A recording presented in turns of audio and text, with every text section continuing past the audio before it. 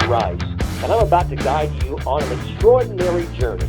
We're unearthing the lost tapes of Rock Over America's founder, so get set to uncover the hidden gems of music world in my show, Uncover the Lost Tapes of R.O.A.'s Video Vault.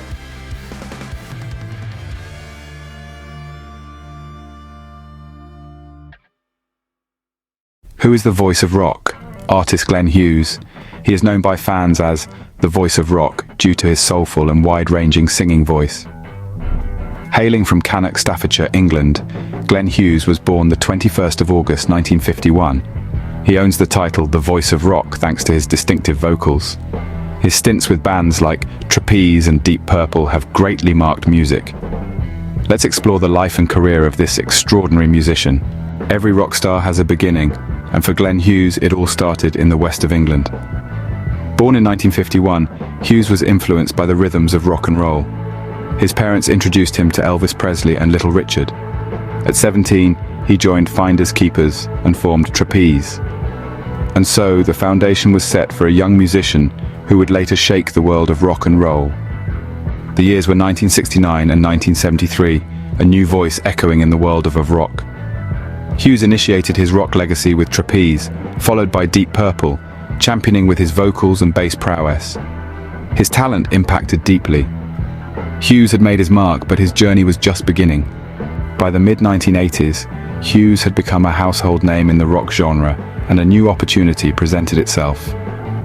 Glenn Hughes, the voice of rock, joined Black Sabbath in the mid-1980s. Hughes recorded several different albums with bands and artists including Phenomena 2, Dream Runner, Gary Moore, Run for Cover, and Black Sabbath, Seventh Star. Originally a solo album by Sabbath guitarist Tony Iommi that was released as a Sabbath album due to record label pressure. Personal issues and contractual obligations with the record company during this period influenced his music significantly. Though his time with Black Sabbath was short, it was an important period in Hughes's rock story. Stepping away from the band scene, Hughes embarked on a journey that was all his own. He cultivated a unique musical blending of hard rock, funk, and soul. His solo discography was a testament to his versatility. His collaborations broadened his horizon. On his own, Hughes proved that he was not just a part of a band, but a rock star in his own right. In recent years, Hughes has not slowed down, continuing to rock stages worldwide. He's fronted numerous bands, pushing them into the modern rock limelight. His legacy and spirit have solidified his iconic status, highlighted by his 2016 Rock and Roll Hall of Fame induction. From his early days in Trapeze to his recent work, Glenn Hughes truly is the voice of rock. Glenn Hughes' journey is one of passion, dedication, and pure rock and roll spirit. He rose from modest beginnings to become a celebrated bass player and vocalist, notably with hard rock band Trapeze and the legendary Deep Purple. This earned him the epithet, the voice of rock. His career saw a significant period with Black Sabbath, displaying his versatility. Hughes's solo career showed his ability to create unique, compelling music. As a session musician, he enhanced numerous projects. He also contributed to supergroups like Black Country Communion and the Dead Daisies. His induction into the Rock and Roll Hall of Fame in 2016 attests to his impact on the rock genre. As we conclude our journey through the life and career of Glenn Hughes, let's appreciate the man, the voice of rock, Glenn Hughes. Join R.O.A. and Mark Lewis interview with Glenn Hughes. Hi, this is Mark with Rock Over America magazine, and today I have the absolute pleasure of talking to a gentleman whose reputation way precedes him. One of the most legendary vocalists in rock. I don't think anybody will really disagree with that. He's been with Deep Purple and Rainbow, and there's a whole lot of people this gentleman's been with. Last couple of years he's gotten together with Joe Bonamassa, Derek Sherinian, and Jason Bonham, and without further ado, this is a big, huge pleasure for me. It's Glenn Hughes. How are you doing, Glenn? I'm doing great. I'm actually doing fine. Thank you so much. Well, hey, I want to say big thank you. I'm going to thank a couple people. I want to thank Ryan, and I want to thank Aaron, first of all, for setting this up. And I want to say thank you for taking the time to do this, too. I really appreciate this. No problem, man. My pleasure. So, let me ask this. Can we go way, way back to the beginning with you, when you were a little kid? Yep. What did you like? What did you listen to when you were a kid? What did it for you musically? You know, I came in an era when, you know, it was sort of like the thing that Elvis, you know, was like when I was a child, when I'm talking about preteens, you know, the whole Elvis, you know, sort of big bopper sort of rock and roll thing was maybe just a little early for me. I didn't embrace it because maybe I was too young to embrace it. My parents were embracing Frank Sinatra, and that was more embraceable for me because I just didn't know, I just thought there was no other insane. But really, truly, I mean, I am a northern Englishman, and I grew up as a preteen and a teen listening to the Beatles, because I was the Beatles of the 70s. For me, it was the Beatles at first. And seeing the fallouts from Liverpool when I was in short pants on the TV, and I was saying, at that same time when I was 10, 11 years old, I was studying trombone in the school orchestra. I've named after Glenn Miller from the American War veteran that lost his life in his plane in the Second World War. So here I am, with the name Glenn, studying trombone, and I'm watching, you know, Paul McCartney and the Beatles on the TV, realizing that I'm actually seeing history being made. Rock and roll has already come and gone, and then you've got this English invasion of Liverpool invasion, which I was very sort of influenced by as a young, you know, short-panted lad. And of course that was on the first dates for me. Of course Mum, you know, went and bought me an acoustic guitar, and I became a guitar player and started to learn those chords. I got some songbooks and started to learn how to play guitar.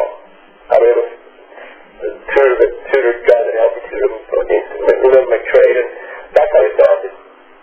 Can I ask you a question about something you just said?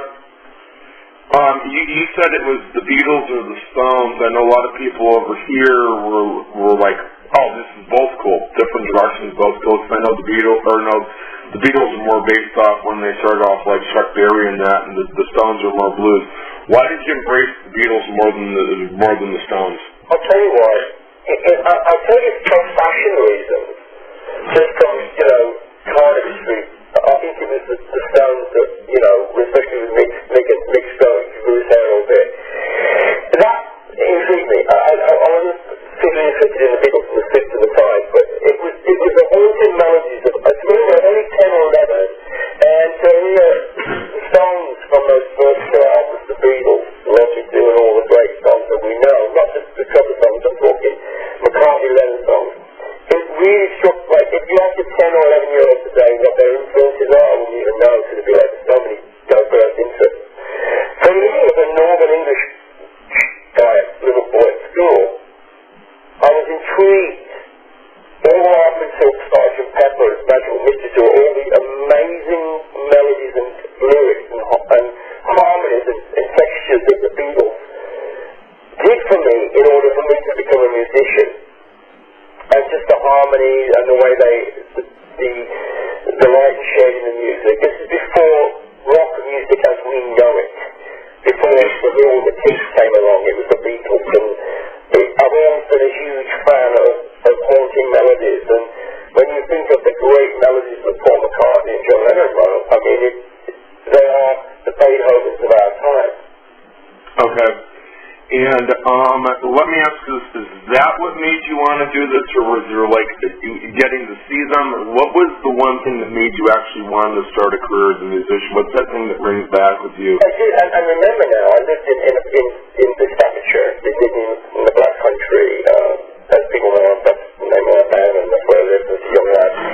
And I'd go to see I saw the Beatles and the Stones when I was 12 and 13 years old. Couldn't hear a thing they were playing because the audience was screaming and bellowing. And I saw that, you know, and tasted that, and felt it, and smelled it. And all these years later, every musician, if they tell you they're not a fan of another musician, they're pretty full of shit. Because as musicians,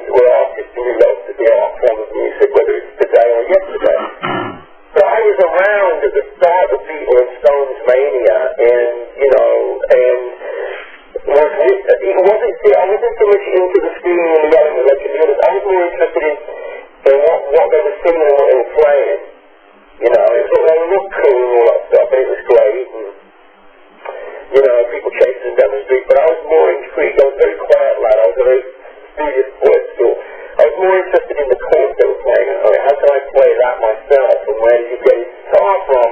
His mum bought him that guitar. Or, you know, I was more about the songs than about anything else. And you know, lo and behold, that's my story. Nice. And can I get you to adjust the phone slightly because it's coming off a slight muffled? Yeah. Okay. Got it. Okay. Try that. Okay. That sounds better. Yeah, I have the phone against my that's perfect. That's actually really, really good. So, musically, how does it start for you? Because you're in Rainbow, you're in Deep Purple. Do you mind kind of just a synopsis of this and maybe stop at a couple of stories along the way that... Yeah, for the record, I was never in Rainbow. That was Ronnie's band. I was in Deep Purple, March 3 and 4. Before Purple, I was in a band called Trapeze.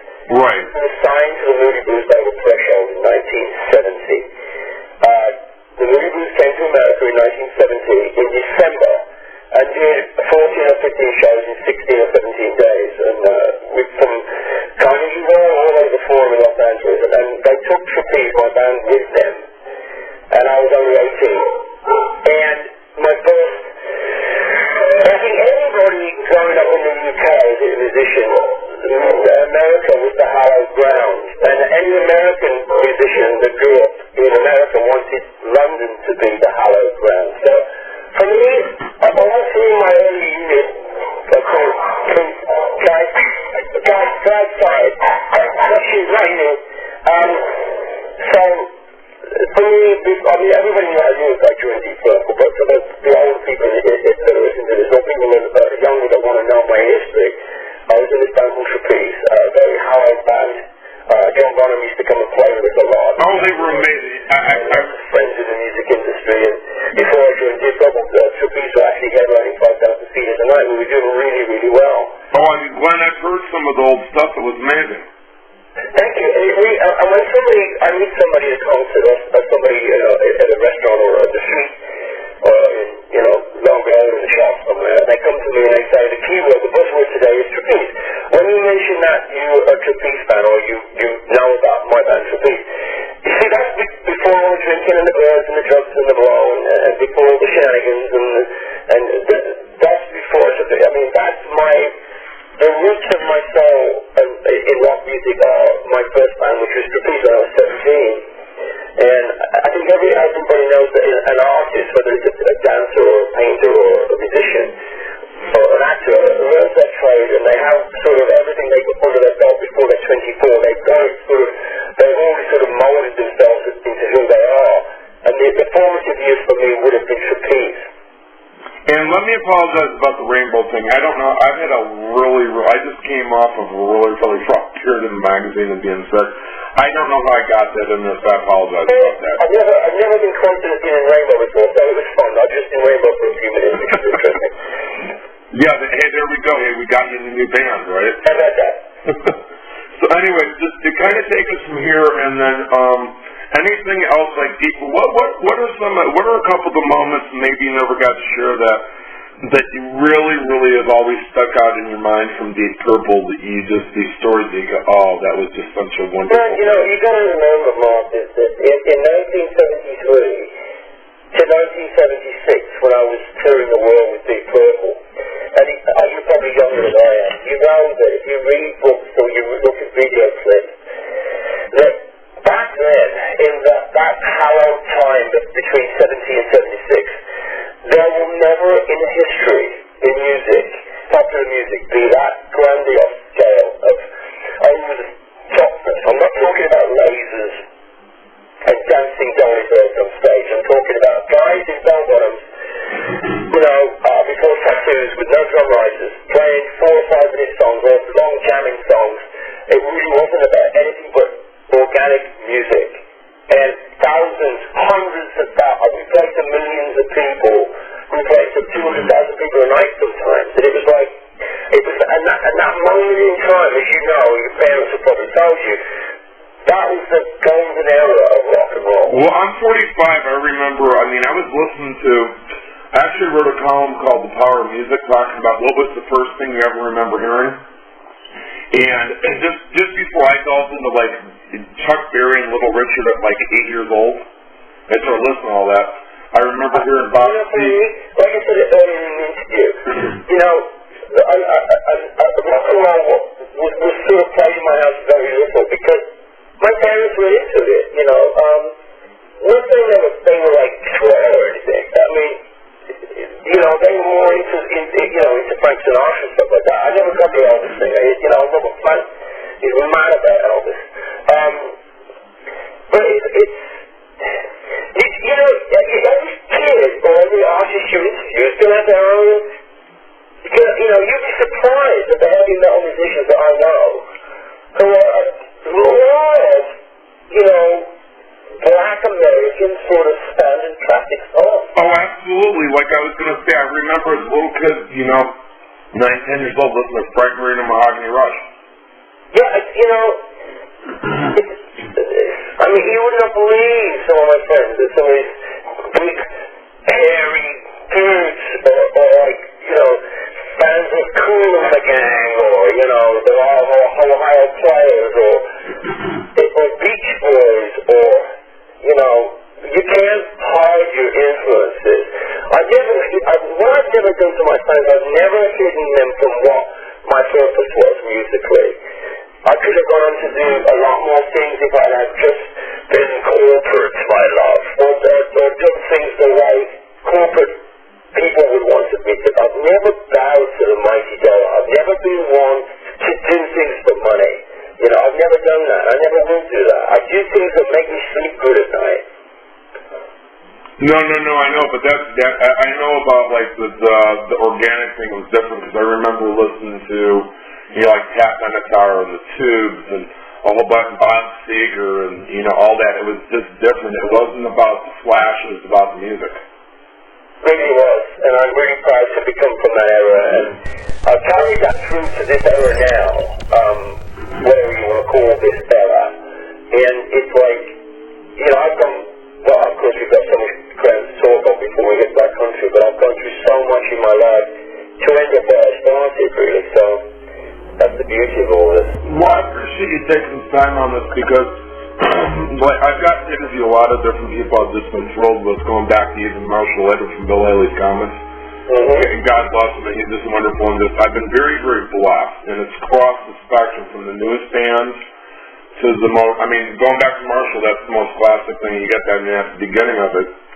And everybody's story is different, but the influences are really, really interesting because the people that you think, well, you know, as heavy metal guys, it's got to listen to like Black Sabbath and Led Zeppelin. It's like, no, it doesn't ever work that way. I mean, they listen to them, but that's not what influences them. Like you said, sometimes it's a lot of blues musicians.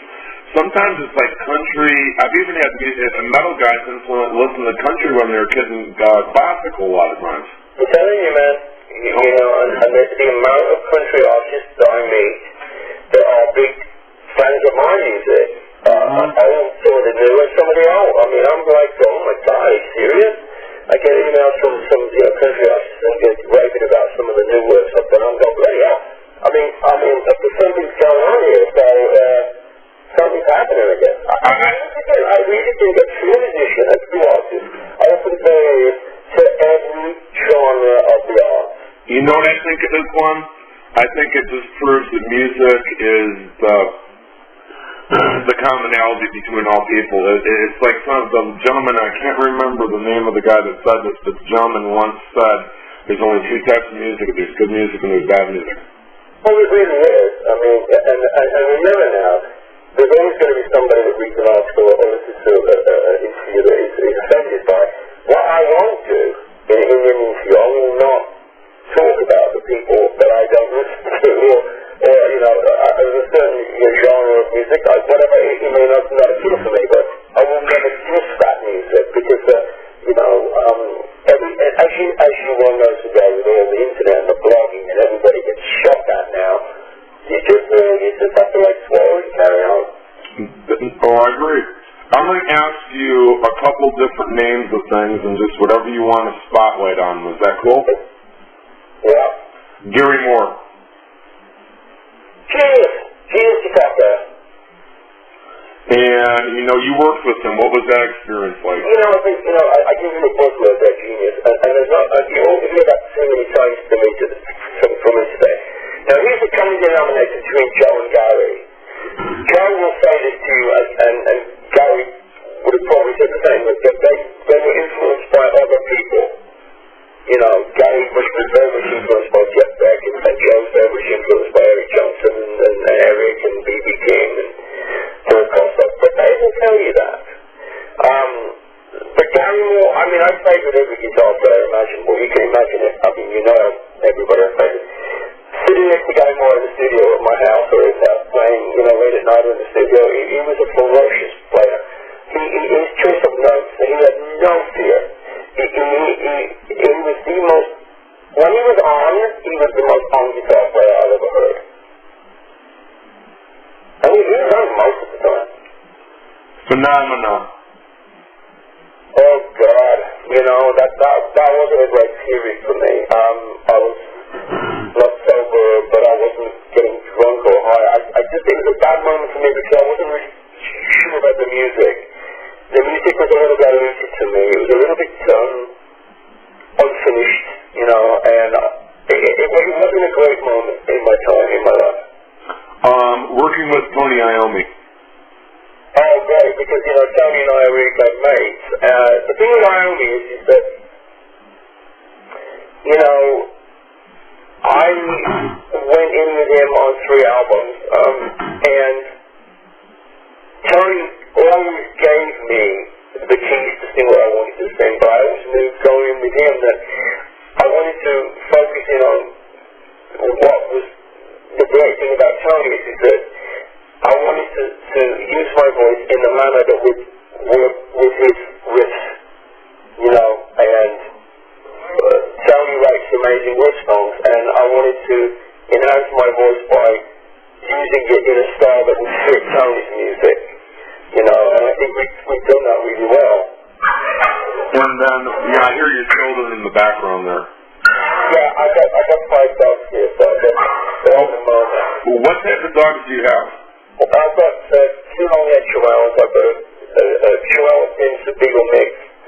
I've got a 3-legged English setter, and I have a chihuahua fox terrier mix who's fighting with one of the dogs at the moment. I'm going to have to go outside into the garden and speak to you. Okay, no problem. Which one's the most... By the way, everybody loves to hear about my dogs, apparently. Yeah, no, well, I heard him in the background. Do you mind me asking which one's the most comical of all of them? Which one's the comedian? Well, I'd have to say the newest one to the family because he's full on. What we didn't realize was we got him, we call up, we've got 3 rescues until we bought it somewhere, but the new guy, I was getting on a plane to go to do a show in New York about 3 months ago, a private plane, and as I was getting on the plane, one of the people I was traveling with, girlfriend, brought to the airport, to the plane, a dog she found in a park that was just released by some young lads. They let the dog go, and the dog obviously was going to be homeless, so, my wife was at the bottom of the stairway of the plane, didn't get me down the plane, and I said, can you bring this dog back tomorrow and Gary picks me up? She brought the dog back, and this dog, we didn't realize it, but the dog, there's nothing chihuahuish, but the dog is fox terrier as well, so terriers, as you know, all they do is rough and dig, and they're so curious, and this is a 24-hour job I've got with this bloody dog. So, I'm having to, he's eating all my wife's favourite shoes, which is nice. We have to keep an eye on this little bugger. Yeah, well, now your wife has an excuse to take you out to go shoe shopping. Well, she's already done that. But, it's like we don't have any children. We only have children with fur. So, we get to live this way, and that's just the way we like it. Sometimes that's not a bad thing. No, apparently not. My wife just hates children. So, I actually don't hate them, but my wife actually just detests them. So, I'm not offending anybody there, but my wife has a very dark sense of humor. She says the only child that she wants to look after is me. Got ya. Yes. I'm a big baby, I guess. Yeah, I'm a big kid too, so. I'm a big kid. Big kid syndrome. Yeah, I still watch cartoons, so that'll tell you. Yeah. Okay, Jordan Londe. You work with Jordan Londe from Master Plan and a tribute for Ronnie James Dio. Yes, I did. Good guy, good singer, and Norwegian fellow. Has a great metal philosophy, sort of, he's a real metal artist. People say that he's a real metal, I like to speak like Johnny does, a real metal man. He said to me, because, Chad Smith plays on some of my albums, he said, "Can Chad Smith play real metal?" I said, "I think so." But yeah, Johnny is a complete metal deal, isn't he? I mean, he's like Ronnie, and he gets into that crouch, and he does his thing, and that's what people like. Yeah, and a lot of people are starting to learn about him. I've known about him for a couple of years because one of my photographers is amazing. Back in 15, 16 years ago, a friend of mine, this TV journalist in Stockholm, said, "I want to play some new Whitesnake, a Whitesnake live CD for you, right?" And he plays me like 6 cuts from a live Whitesnake concert, right? And even the talking sounds like David coming on, but actually, your landlady is in like this tribute band, Whitesnake tribute band, and I kid you not, his vocals, and even the ad-libs, and even the talking in between songs, sound like David coming on. I gotta find that. Sorry, I can't find out. I think it could have been, it could have been part of a part where some of the guys were reading Whitesnake, and he was a guest vocalist for about a year or so. Uncanny, sounding like David. And of course, later in these years, he's gone and sounded more like Ronnie. I'm not saying it's a bad thing or a good thing, but it's uncanny how we can sort of do that little music that sort of turn on that thing, and do it so well. Oh, I know, because I have the tribute album. I got that Way, Way Inside. That came to me from Way, Way Inside, and I got that, and I'm like, every time I got a record, I'm like, okay, this will either be good or bad. And I'm very objective about it. I go, this will either be good or bad. We'll see what this has.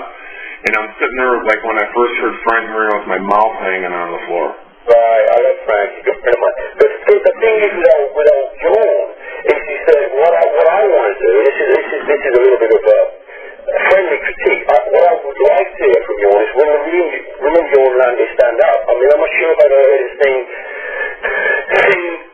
I don't know what his real voice is, because he's such a good, and I'm not saying a copycat, because that's a silly word, that's just a childish word.